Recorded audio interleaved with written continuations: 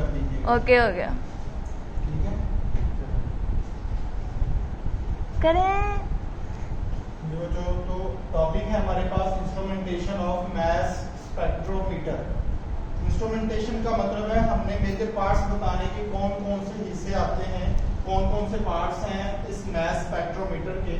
तो हमने पहले हिस्सों के नाम लिख लेने हैं, जैसे कि वेपोराइजेशन चैम्बर है, आयोनाइजेशन चैम्बर है, एक्सेलरेशन चैम्बर है।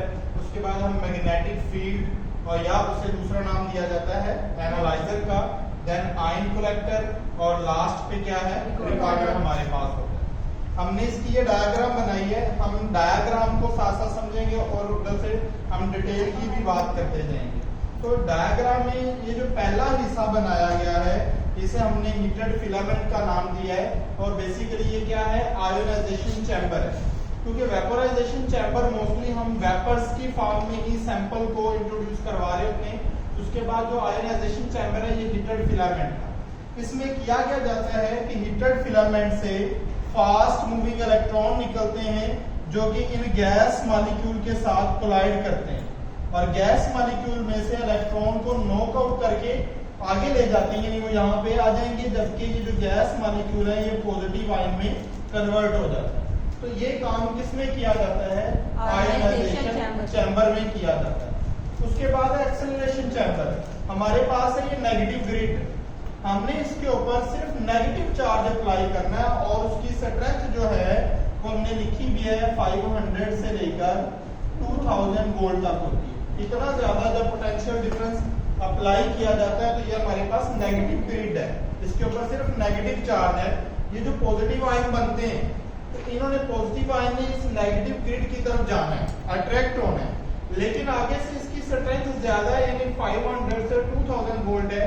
जब ये वाला इतना पोटेंशियल डिफरेंस अप्लाई किया जाता है तब ये पॉजिटिव आयन बड़ी स्पीड के साथ बहुत ज्यादा एक्सेलरेशन के साथ ये पॉजिटिव आयन इस नेगेटिव ग्रिड की तरफ भागते हैं, बहुत ज्यादा स्पीड के साथ एक्सेलरेट हो जाते हैं। सिंपल वर्ड यूज करेंगे तो इस वजह से इसका नाम क्या होता है एक्सेलरेशन चैम्बर। अब यहाँ पे आके उनको रुकना चाहिए, लेकिन क्योंकि हमने ये जो जाली इस्तेमाल की है इसकी वजह से ये इन सुराखों में से गुजर कर पॉजिटिव आयन आगे मूव कर जाते हैं, बल्कि यहाँ पे रुकते नहीं। ये हमने वैसे ही माइक्रो स्लिट्स रखी हुई हैं ताकि ये जो आयन है पॉजिटिव आयन बिल्कुल स्ट्रेट लाइन में मूव करें, ये ऊपर या नीचे किसी इनका रास्ता ना चेंज हो जाए। आगे हमने बात की है मैग्नेटिक फील्ड या एनालाइजर। ये जो मैग्नेट है ये आयंस को सेपरेट करता है। ये जो आयंस पीछे से बहुत सारे आयंस जा रहे हैं, आगे जाके इन आयंस को उसने सेपरेट कर देना है। किस बेस पे सेपरेट करना होता है? मैस टू चार्ज रेशियो के लिहाज से। हर एक आयन का अपना मैस होता है और अपना चार्ज होगा, तो डिवाइड जब करेंगे मैस टू चार्ज से तो ये मैस टू चार्ज रेशियो बनती है। उस बेस पे हर एक आयंस को इसने क्या कर देना है मैग्नेट ने सेपरेट करना है और आयंस को सर्कुलर पाथ में यहाँ पर नीचे की तरफ गिरा देना है, सेपरेट कर देना है। आगे मौजूद होता है हमारे पास आयन कलेक्टर। ये आयन कलेक्टर क्या करता है आयन को कलेक्ट कर लेता है 1 बाय 1, जहां पे उनकी मास टू चार्ज रेशियो के लिहाज से जगह बनती है उसको कलेक्ट कर लेता है। रिकॉर्डर हमें लास्ट पे मास स्पेक्ट्रम प्रोवाइड करता है, सारे डाटे को रिकॉर्ड करने के बाद हमें कंप्यूटराइज्ड ग्राफ मिलेगा, वो हमें एट द एंड रिजल्ट बता देगा। तो ये है इंस्ट्रूमेंटेशन और डायग्राम। ये जो वैक्यूम पंप है, जब हम बात करते हैं वेपोराइजेशन चैम्बर की, तो ये वेपोराइजेशन चैम्बर में वैक्यूम पंप का रोल भी है। ये वैक्यूम पंप क्या करता है, ये प्रेशर को कम कर देता है, लेस करता है और उसकी पावर क्या होती है 10⁻⁻⁶ से लेकर 10⁻⁻⁷ तक इतना लो प्रेशर रखता है ताकि ये आयंस की मूवमेंट मुकम्मल हो सके।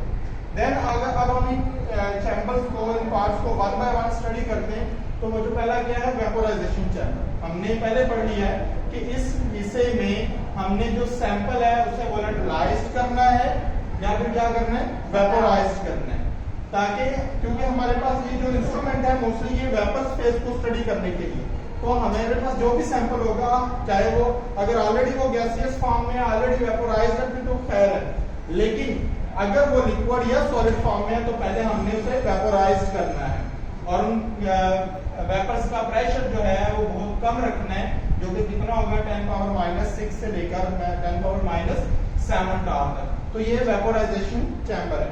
उसके बाद है आयोनाइजेशन चैम्बर। अभी हमने डायग्राम में देख लिया बच्चों कि इस चैम्बर में उन वेपर्स को क्या किया जाएगा, आयोनाइज किया जाएगा। किसकी मदद से, with the help of high energy electron beam. तो ऊपर से इलेक्ट्रॉन गिर रहे हैं और दरमियान में से मॉलिक्यूल, गैस के मॉलिक्यूल गुजरते हैं। तो वो जैसे जैसे गैस के मॉलिक्यूल गुजरते जाएंगे वो हाई एनर्जी इलेक्ट्रॉन बीम उन गैस के मॉलिक्यूल को आयोनाइज कर देते हैं। और आयोनाइजेशन से क्या बनते हैं, पॉजिटिव आयंस जो बनेंगे वो क्या हो जाएंगे, उनका हमने लिखना है different mass to charge ratio. वो जो पॉजिटिव आयन बनते हैं आयोनाइजेशन चैम्बर में, उनकी मास टू चार्ज रेशियो क्या होती है, डिफरेंट होती है। उसके बाद हमने बात की तीसरे नंबर पे है एक्सेलरेशन चैम्बर।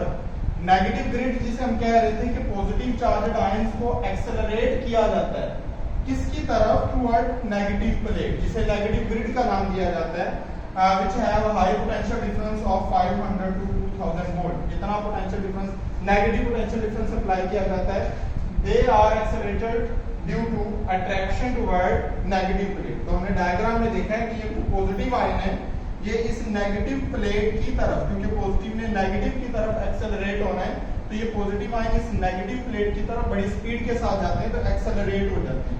उसके बाद मैग्नेटिक फील्ड या एनालाइजर, हम पहले बात कर चुके हैं कि ये जो पॉजिटिव आयन एक्सेलरेटेड होंगे, मैग्नेटिक फील्ड इनको क्या कर देता है, सेपरेट करता है।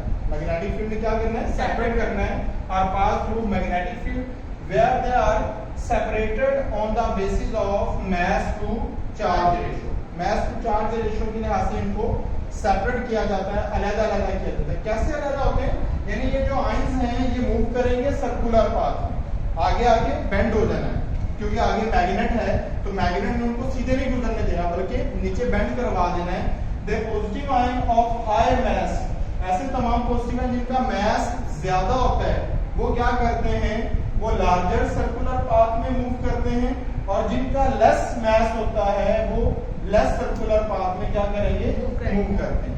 और जब हम ये सेपरेट कर लेते हैं तो मास टू चार्ज रेशियो के लिहाज से जो मास टू चार्ज रेशियो कैलकुलेट करनी है, हमारे पास ये वाली वैल्यू नहीं होती, ये खुद ब खुद जो मैग्नेटिक फील्ड है उसने बनानी है। तो हम अगर कैलकुलेट करना चाहते हैं तो हमारे पास फार्मूला क्या है, h²r²/2e, जिसमें h क्या है, strength of magnetic field, E क्या है, ये जो कैपिटल E है, स्ट्रेंथ ऑफ इलेक्ट्रिक फील्ड, जो कि हम नेगेटिव ग्रिड के ऊपर अप्लाई करते हैं, जबकि ये जो R है ये क्या है, रेडियस ऑफ सर्कुलर पाथ।